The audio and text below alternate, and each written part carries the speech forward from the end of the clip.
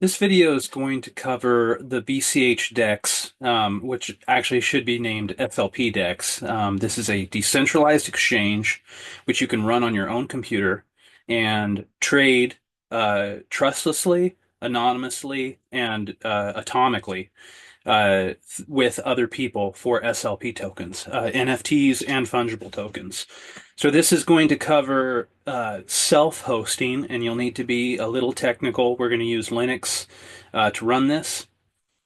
So first of all, if you are not technical, you can get a hosted account. This is an open beta.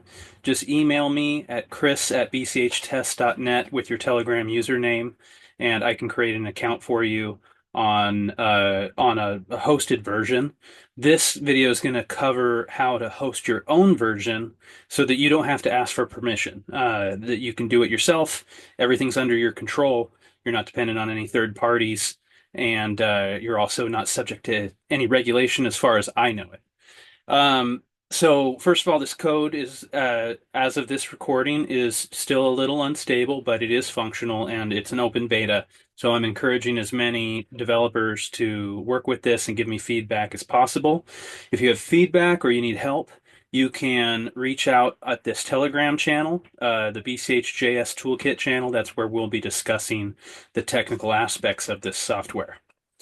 So before you get started, you will need a computer with Node version 20 or higher, Docker, and Docker Compose. And I'm going to be using Ubuntu 20. You can also use a higher version of Ubuntu 20. This will probably work on Mac and Windows.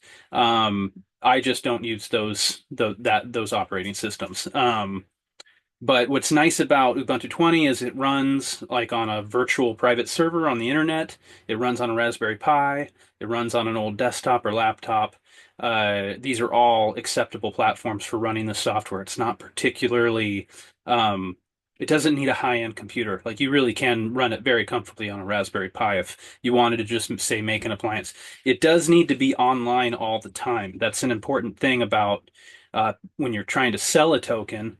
The seller has to be online to finalize the transaction. The buyer does not. And so that's why this needs to be hosted somewhere. Uh, so I'll just get into it. To start with, go to the repository, which is at github.com under the Permissionless Software Foundation group in a repository called bch-dex, and then just follow the steps in the README, and that's what I'm going to do right now. So here is that repository. And if I scroll down to the installation section, we're just going to follow these steps. And so first of all, here's a link to a gist with the sort of command line instructions to install Node. Replace 16 here with 20 to get version 20, and how to install Docker and how to install in Docker Compose. I'm not going to go into detail on that. That's outside the scope of this video. There's other videos you can watch for that. But once you have those installed, you're set up and ready to install bch-dex. I'm going to use a brand new installation of Ubuntu right here running in a virtual machine. And I'm going to SSH into that virtual machine.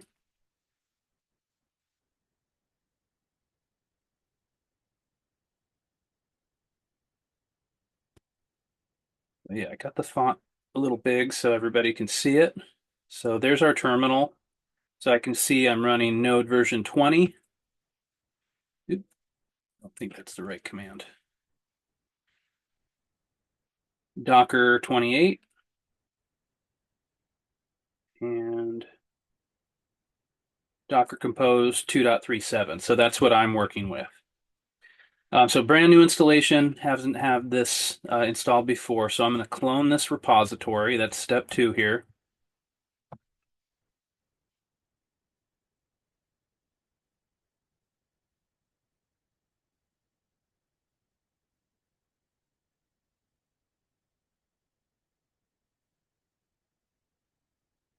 And then I'll install the dependencies with npm install.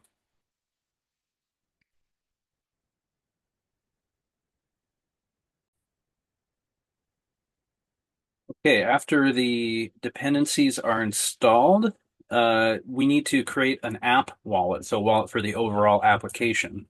So we can go into the production and scripts folder and run this create wallet script. And so it created a wallet for us, and that is stored in this wallet.json file.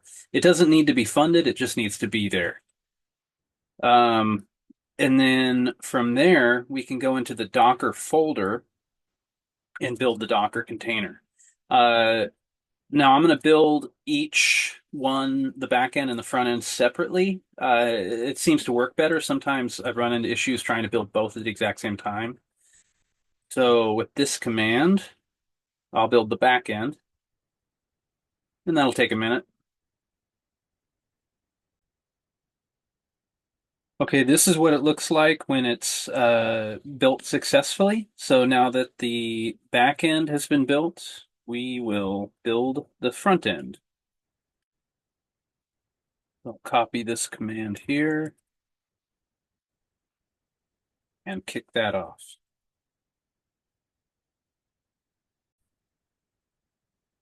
And this is what it looks like when the front end successfully builds. So now that both of the Docker container images are built, we can bring them both up with Docker Compose up-d. And so this will create, oh, I missed this step where you're supposed to pull the MongoDB image. So it's doing that right now. So there's 3 containers. If you do Docker PS, you can see it. There's the Mongo database, which is running in its own container. That holds information about NFTs for sale. And it's basically a local database after it gets all the data on the internet, condenses it. There's the bch-dex, which is the back end, and the DEX UI, which is the front end. And you can check on the logs of the back end with this command. And so it'll start, and it'll take about 10 minutes for it to sync up with the network and discover the NFTs and fungible tokens that are already for sale. And while we wait for that, you can open a web browser and navigate to localhost 4500. So I'm going to go into that virtual machine. I've got Firefox up here. Localhost 4500. And so this is the front end. And you can click on this sign up tab and create an account. And that will log you in and create your wallet for your user.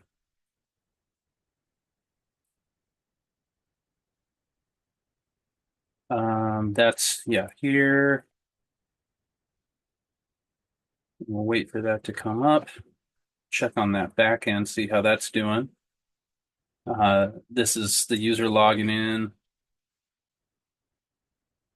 So yeah, right now it doesn't see any NFTs, and it probably doesn't see any fungible tokens. We're waiting for that 10 minutes. But while you're waiting, you can go to the BCH page and get your Bitcoin Cash address, flip this toggle to get a simple ledger address. You can fund this wallet. You need just a tiny amount of BCH, like 10 cents or less, just for transaction fees. And then send your fungible and NFT tokens to your address. They'll appear here in your tokens page. And for each token that shows up, there will be a sell button, and you can click that sell button, and that will list it on the DEX. And there are more videos that I've produced and will produce shortly in the future that will walk through the intricacies of selling these different NFTs and fungible tokens, creating them, importing them from other sites like memo.cash. But your DEX is up and running, and you now can permissionlessly trade tokens with other people on the internet.